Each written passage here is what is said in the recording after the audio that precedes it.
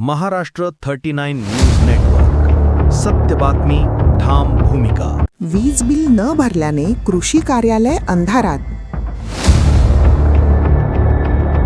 शेतकरी हैराण.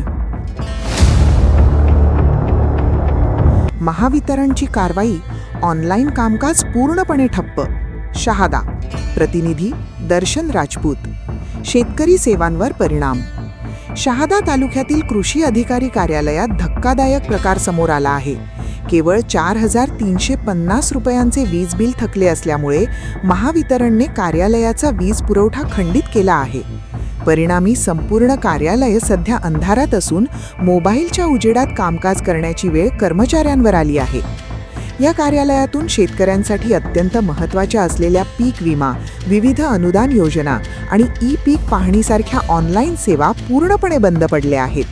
ऑनलाईन प्रणाली ठप्प झाल्यामुळे शेतकऱ्यांना मोठ्या अडचणींचा सामना करावा लागत आहे. अनेक शेतकरी कामासाठी कार्यालयात येत आहेत, मात्र वीज नसल्यामुळे त्यांना रिकाम्या हाताने परत जावे लागत आहे.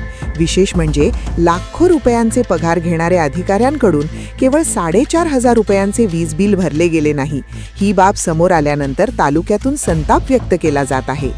शेतकऱ्यांना मार्गदर्शन करणारे आणि योजनांचा लाभ मिळवून देणारे महत्त्वाचे कार्यालयच अंधारात असल्याने प्रशासनाच्या ढिसाळ कारभारावर प्रश्नचिन्ह उपस्थित होत आहे.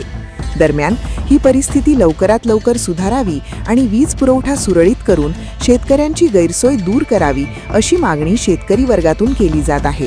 महाराष्ट्र 39 न्यूज नेटवर्कसाठी दर्शन राजपूत, शहादा.